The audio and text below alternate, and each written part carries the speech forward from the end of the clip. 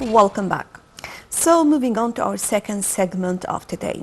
Prime Minister Mustafa Madbouli arrived in the Senegalese capital on Wednesday to participate in the second Dakar Financing Summit for Africa's infrastructure.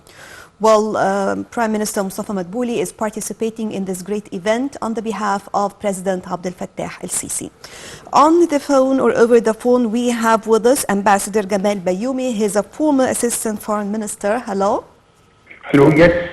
Good morning, Mr. Ambassador. Good morning, how are you? So, first of all, I'd like to shed the light on the significance of Egypt's participation in this important event. It is one challenge of the African development. Of course, Africa has many possibilities to more development, for more internal trade, but we have several problems. One of them is transport. We don't have good transport means and ways. Our ports, most of the ports of Africa cannot receive big ships. Communication, it needs, of course, some help. The banking system is very slow and we don't have first-class banks. Bureaucracy is a problem. So all of these challenges must be tackled immediately because now Africa is receiving more attention. After China accepted the proposal of the African Union to invest in Africa, Japan agree also, European Union is encouraging us to do that. So it is a good chance in order to discover what are the challenges, what do we need, what more infrastructure wanted to be ameliorated. I think this sort of conference is a way to mention what we need exactly in Africa. Then we shall ask for the finance, whether from the international monetary organizations, IMF or World Bank and so on, or our main economic partners, whether in Europe, United States, China, Japan, and so on. Mr. Ambassador, we know that this delegation includes also many of the businessmen working in different sectors, and there are many talks and files regarding the infrastructure. So how far can this to pave the way for investments taking place in Africa when it comes to the infrastructure or mega projects? This is a very good way in order to tackle the problem immediately. We do not want to wait until the Prime Minister and the government officials come back to Egypt and then find who are an interested businessmen and so on. So it is a good way that we invite always a group of businessmen who are interested in such sort of investment, so they can see much better than any government where they can grow and invest. I remember once we were talking about establishing a huge road between Alexandria and Johannesburg. It will cross the whole continent from north to south. A couple of businessmen, very eminent one, told us, let the private sector establish such a road and then we can get the results by putting some tariffs in order to use this road. So we can make use of the government efforts, but much more important if we can encourage private sector in all the African countries in order to participate, and maybe here we can reach good results in faster time. Talking also about the private sector and talking about all the infrastructure projects taking place, what kind of potentialities that we have when we talk about Africa? Especially now we are discussing the important points to be discussed in this Senegalese event. We have several challenges here, especially First one is the acceptance of every people in the country to help, because private sector here is very important. Second, finance and financial means.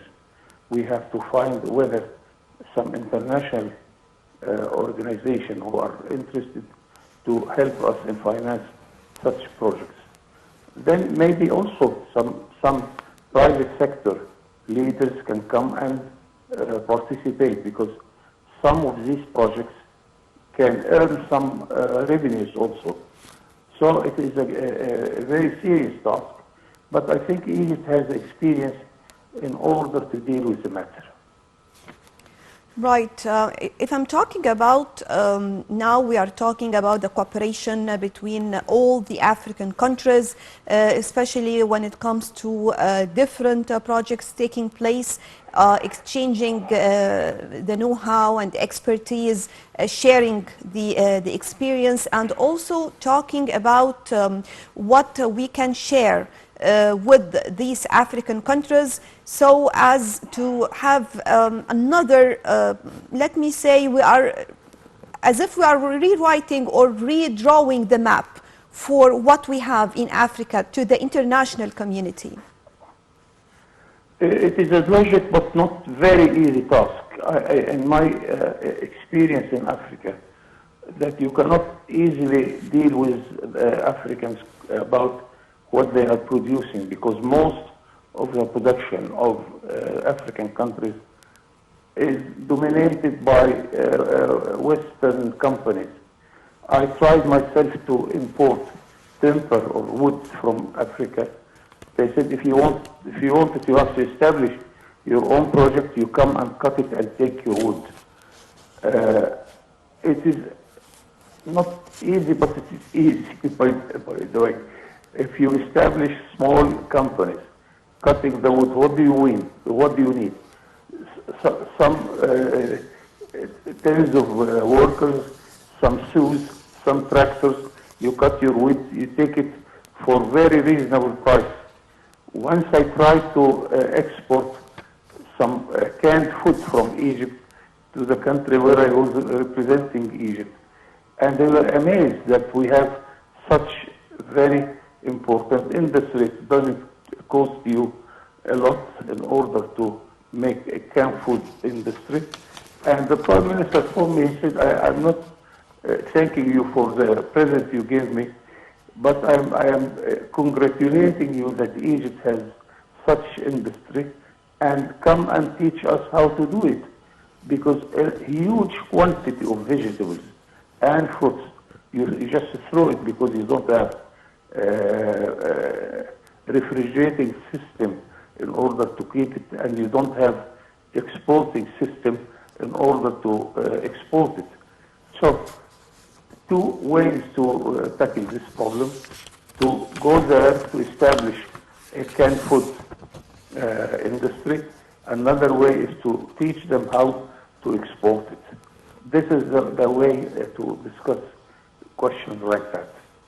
Right. We know that when we talk about development, mainly it depends on infrastructure. Whatever we are talking about, even if we are talking about economic, political issues, or any of other sectors, basically it has to start with the infrastructure. So how do you see this? Many problems also are there, but if you take it one by one and you start dealing with it, then you get rid of it. Bureaucracy in Africa is huge. They have to learn human resources development. You don't have enough workers who are well trained for each industry you are thinking about. And once we invited some businessmen from Europe here in Egypt, asking them what are the main problems in investing in Africa. They said mainly it is bureaucracy, mainly that the justice system is very slow. In order to get a source of a judgment, if you have a problem with your investment, you have to wait between 9-10 years for each case, and you have to spend 9% of the capital. Then you reach a judgment after losing all capital. Things like that can happen in some African countries, and we have to deal with it frankly and without any complications. But the good thing that we know most of these problems, we know how to deal with it, and we have to start immediately. Mr. Ambassador, you tackled something that's really very, very important. Usually we talk about visits by officials and participation in many events that are taking place, of course, are very, very important. But this is to pave the way for what comes next. So talking about the nations, talking about citizens and mingling with each other, because this is going to be of great importance. If we want to be acting as one man, we all have to collaborate together. Absolutely, and a way to deal with this matter, to establish businessmen associations between every two countries in the African continent. And I used to see that our businessmen really have much more experience than any government official with the bureaucracy of the official government. And this is the way anyway. But you have here a problem, and we can see it even nowadays in Egypt, that some people who are in the government or the layman are against the idea of giving the chance for an individual, a businessman, to start making a project, especially if he's a foreigner.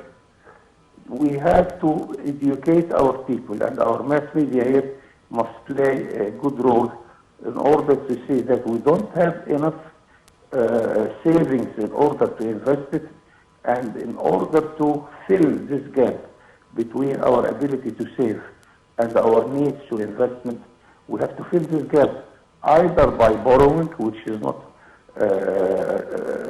appreciated by all of us, or to encourage foreign direct investment to come to our country. In our case, we are encouraging Egyptians living abroad, we are encouraging our brothers in the whole Arab world, and then the international community, because they have the technology also whenever they come with new projects, because we need the technology. Right. But I am afraid that not all the mass media, even in Egypt, are appreciating what I'm saying. Right. Ambassador Gamal Bayoumy, former Assistant Foreign Minister, thank you very much for joining us. And I guess with this we come to the end of our breakfast show for today. And on the behalf of my whole crew here and my director Hadi Osman, thank you all for joining us, and stay tuned for more coming up on Nile TV International.